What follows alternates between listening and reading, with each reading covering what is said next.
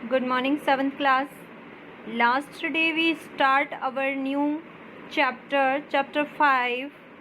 Chapter name is Quality. And we read some part of this story. So we know that this story is related of a shoemaker whose name is Mr. Gazler. Mr. Gazler was a shoemaker, lived in German but settled London. He is doing a work as a shoemaker, and today we start our next part of this story. So let's be start.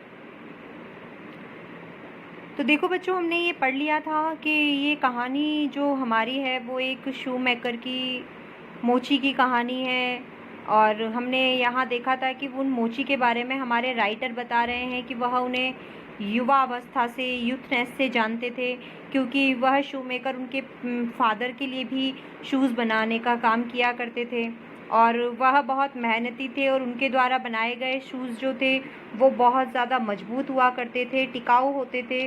और क्योंकि उनके जो shoes थे, उनके जो boot थे, उनके मजबूत होने का सबसे बड़ा कारण था कि वह उनमें बहुत मजबूत सिलाई किया करते थे। और एक दिन हमारे राइटर बड़े संकोचवश शाही तरीके से जो हैं वह मिस्टर गैज़लर से ये पूछ लेते हैं कि क्या आपको ये काम बहुत ज़्यादा कठिन नहीं लगता है। तब हमारे राइटर की ऐसी बात को सुनकर मिस्टर गैज़लर के चेहरे पर एक मुस्कुराहट आती है, और मुस्कुराते हुए सिर्फ वो इतना ही कहते हैं कि यह एक प्रकार की कला है। यह क्या है? एक प्रकार की कला है। हमारे राइटर ये कहते हैं कि उनके जूते, उनके शूज़ इतने ज़्यादा टिकाऊ होते थे कि जल्दी उनसे मिलना नहीं होता था, यानी जल्दी उनके जूते टूटा ही नहीं करते थे, इसीलिए बहुत बहुत दिनों में हमारा मिलना हो पाता था। अब इससे नेक्स्ट जो है वो हम देख लेते हैं।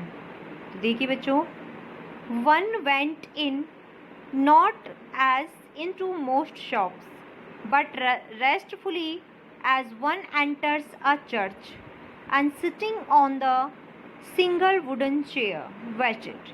कि देखिए यहाँ कहा है कि जब भी कोई व्यक्ति मिस्टर गैज़लर की दुकान में जाता था तो वह दूसरी दुकानों की तरह नहीं जाता था। वह इतना शांत मन से उस दुकान में जाता था जैसे कि वह किसी चर्च में, जो हमारे क्रिश्चियंस लोग होते हैं, जैसे कि हम हिंदू पूजा करने के लिए मंदिर में जाते हैं, मॉमडन्स मदरसे में जाते हैं, और जो ईसाई होते हैं वो चर्च में जाते हैं। तो यहाँ पर ये जर्मन की कहानी है, तो वहाँ के लोग जो हैं वो चर्च ही जाते हैं। इसीलिए हमारे राइटर ने ये कहा कि मिस्टर गैज़लर की दुकान कोई ऐसी साधारण दुकान नहीं थी। उस दुकान में जब भी कोई व्यक्ति अंदर जाता था या एंटर करता था तो वो दूसरे दुकानों की तरह नहीं जाता था, बल्कि वह ऐसे जाता था जैसे कि किसी पवित्र जगह, जैसे कि किसी चर्च में प्रवेश कर रहा हो। रेस्टफुली यानी आराम से, रेस्टफुली मीन्स आराम से, वेंट इन यानी अंदर जाना, जैसे कि वह चर्च में प्रवेश कर रहा हो। और उसके बाद वह वहाँ जाकर दुकान के अंदर लगी हुई एक लकड़ी से बनी हुई जो कुर्सी थी, सिर्फ एक ही कुर्सी थी पूरी दुकान में, उस लकड़ी की बनी हुई एकमात्र कुर्सी पर बैठकर मिस्टर गैज़लर के आने का इंतज़ार किया करता था। देखिए, सिंगल वुडन चेयर, एक इकलौती लकड़ी की बनी हुई जो एकमात्र कुर्सी थी, उसी पर बैठकर कस्टमर मिस्टर गैज़लर का इंतज़ार किया करता था। एक गटरल साउंड, गटरल साउंड का मतलब होता है भारी और कर्कश सी आवाज़। A guttural sound and the tip tap of his slippers beating the narrow wooden stairs, and he would stand before one without coat, a little band in leather apron with sleeves turned back, blinking as if awakened from some dream of boots। तो सबसे पहले तो बेटा देखो, गटरल का मतलब मैंने आपको बताया भारी और कर्कश आवाज़। बीटिंग का मतलब होता है जब आप चलते हो तो आपके पैरों में एक अलग सी पैरों की आवाज़ नहीं आती, जैसे आपके दिल के धड़कने की आवाज़ आती है वैसे ही आपके पैरों की आवाज़ भी आती है, तो यहाँ पैरों की आवाज़ के लिए बीटिंग कहा गया है।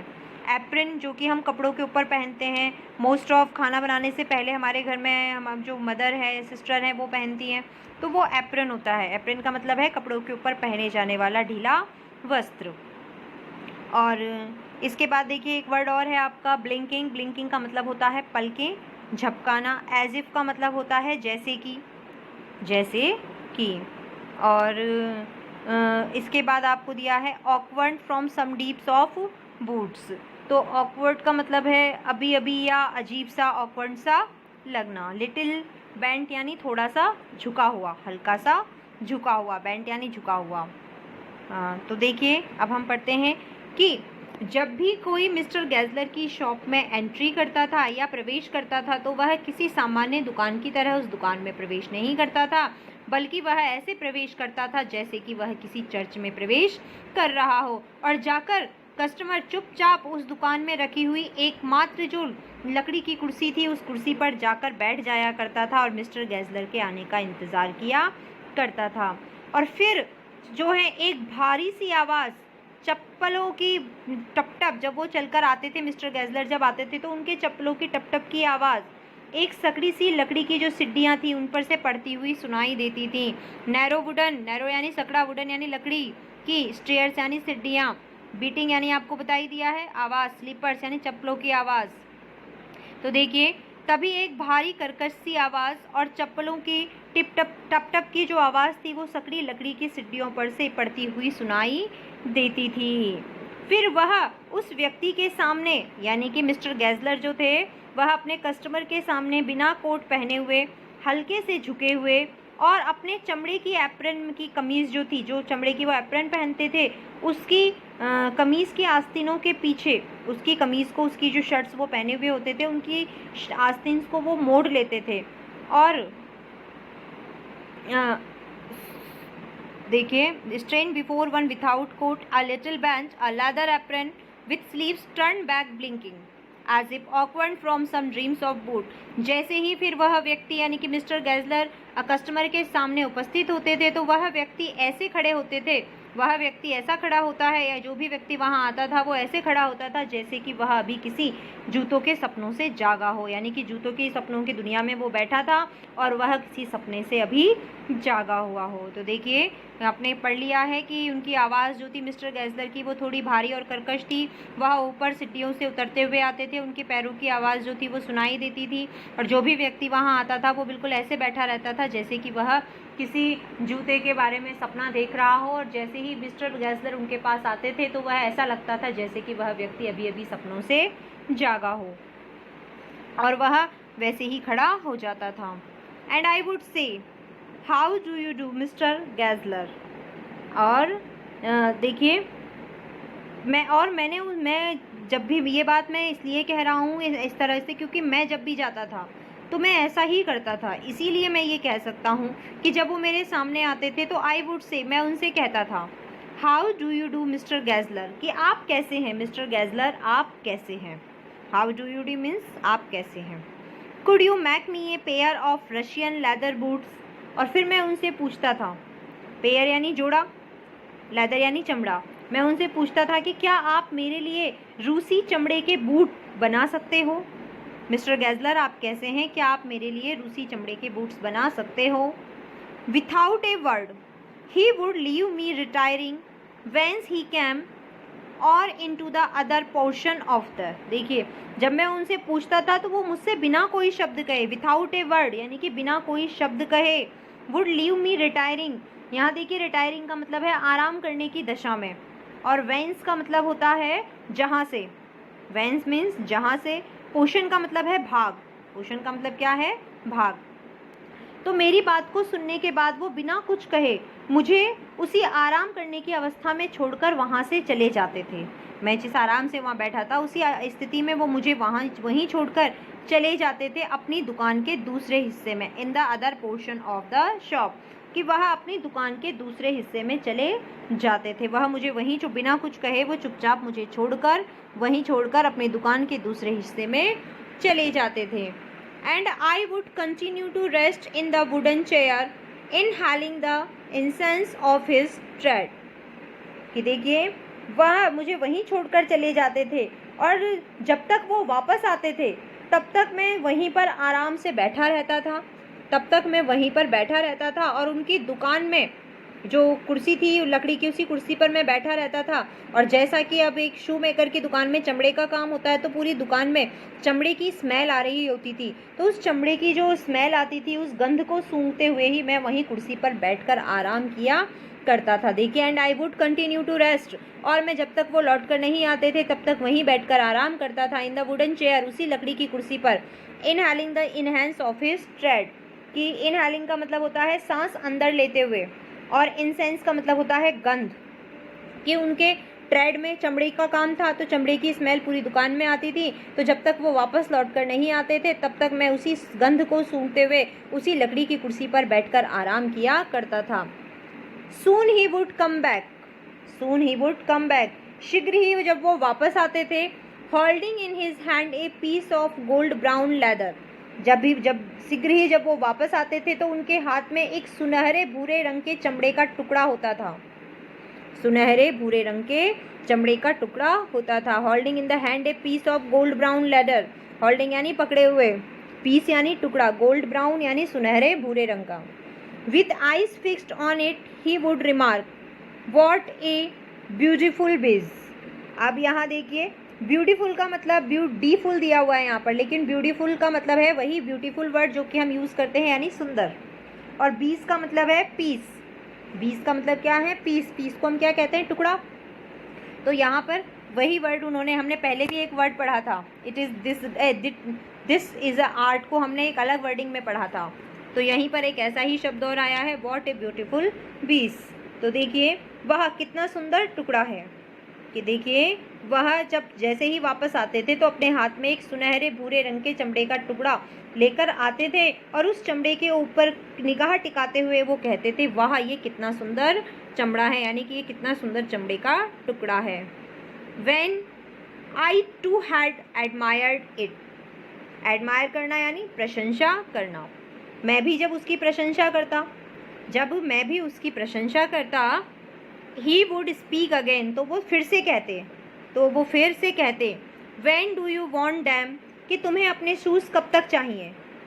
What do you want dam का मतलब है, यहाँ पर डैम का मतलब है उनको, तुम डैम के लिए जो है वो यहाँ डैम कहा गया है, यानी कि उनको या उन्हें। वो मुझसे पूछते थे कि तुम्हें अपने शूज़ कब तक बनकर तैयार चाहिए। एंड आई वुड आंसर, और मैं उन्हें जवाब देता था, oh as soon as you conveniently can. अब ये देखिए, कन्वीनियंटली का मतलब होता है आसानी से या सुगमता से। तो देखिए, तो मैं उन्हें जवाब देता था, मैं उन्हें जवाब देता था, आप अपनी सुविधा के अनुसार जल्दी से जल्दी, जितना जल्दी दे सकें उतना ही अच्छा है। आप अपनी सुविधा के अनुसार देख लीजिए, एज सून एज यानी जैसे ही, जितना जल्दी हो सके अगर आप मुझे देंगे उतना ही अच्छा है। And he would say tomorrow fortnight, और वह मुझसे कहते थे कल से 15 दिन बाद।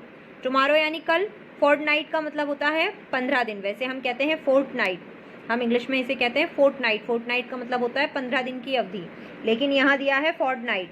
फोर्टनाइट का मतलब भी वही होगा, 2 सप्ताह के बाद या फिर 15 दिन की अवधि। तो वह कहते थे, कल से गिन लीजिएगा, कल से 15 दिन के बाद। और if he were his Elder brother I will ask my brother. Brother का मतलब है भाई, यहाँ ब्रदर की जगह क्या आया है, ब्रदर, तो ब्रदर को हम भाई ही लिखेंगे। और देखिए, और वह मुझसे कहते थे कल से 15 दिन बाद, तब मैं कहता आपका थैंक यू, मैं उनसे कहता आपका थैंक यू, सुबह की नमस्ते, मैं उनसे कहता या कुछ भी कहता, I will ask my brother. कि देखिए, जब मैं उनको जवाब देता था कि आप अपनी सुविधा के अनुसार जितना जल्दी हो सके उतना जल्दी मुझे जो है ये शूज़ दे दीजिए, तो वह मुझे कहते थे कि कल से 15 दिन बाद आना, तब मैं उनसे कहता कि आपका thank you. Then I would murmur, thank you, good morning mister Gessler, good morning, good morning mister Gessler, good morning. अब ये देखिए, मैं उनका धन्यवाद कहते हुए सुबह की नमस्ते कहता उनसे कि सुबह की नमस्ते, good morning mister Gessler. He would reply, still looking at the leather in his hand, वह भी मुझे जवाब देते, लेकिन उनकी निगाहें अभी भी उसी चमड़े के टुकड़े पर अटकी रहती, उनकी निगाहें उसी चमड़े के टुकड़े पर अटकी रहती, और वह मुझे जवाब दे देते कि सुबह की नमस्ते, यानी कि आपको भी good morning. And as I moved to the door, moved यानी मुड़ना, कि यहाँ पर है मूड। देखो एक वर्ड छूट गया था, मैंने आपको मीन्स नहीं बताया उसका। मरमर, मरमर का मतलब होता है बुदबुदाना, धीरे से कहना। यहाँ वो धीरे से कहते थे धन्यवाद। तभी मिस्टर गैज़लर भी उनको धन्यवाद कहने के बाद जब वो उन्हें कहते थे गुड मॉर्निंग, तो मिस्टर गैज़लर भी उन्हें गुड मॉर्निंग का रिप्लाई देते थे। लेकिन जब वो गुड मॉर्निंग का रिप्लाई देते थे तब भी उनकी निगाह उसी चमड़े के टुकड़े पर अटकी हुई होती थी जो कि उनके हाथ में होता था।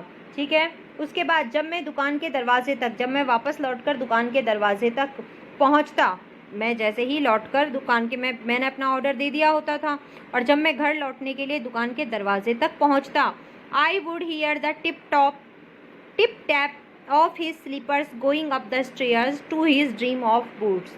तभी मुझे सुनाई देता कि मिस्टर गैज़लर अपने काम को करने के लिए वापस अपने दुकान के ऊपरी हिस्से में चले गए हैं, क्योंकि उनके पैरों की जो चप्पलों की जो टप टप की आवाज़ थी वह ऊपर जाने की सीढ़ियों की आवाज़ से मुझे सुनाई देती थी। अर्थात मिस्टर गैज़लर जो थे फिर से अपने उन्हीं बूटों के स्वप्न में, अपने जूते बनाने की दुनिया का जो सपन था वह उनमें चले जाते थे, और अर्थात वह अपने जूतों की दुनिया में खो जाया करते थे। यहाँ हमारे राइटर मिस्टर गैज़लर के बारे में अपना ही अनुभव बता रहे हैं कि जब मैं उनसे मिलने जाता था तो उनकी दुकान में हमेशा वो ऊपर वाले हिस्से में हुआ करते थे। उनकी दुकान में सिर्फ कुछ जूते रखे हुए थे और सिर्फ एक दुकान की एक पट्टी रखी हुई थी जिस पे लिखा हुआ था गैज़लर ब्रदर्स, और वहाँ पर सिर्फ एकमात्र वुडन की कुर्सी थी जिस पर मैं जाकर बैठ जाया करता था। और जब मिस्टर गैज़लर नीचे आते थे तो उनके आने की आहट मुझे उसी लकड़ी की सीढ़ियों से सुनाई देती थी जिसमें उनके चप्पलों की टिप-टाप की आवाज़ सुनाई देती थी। उनकी आवाज़ भारी और कर्कश थी।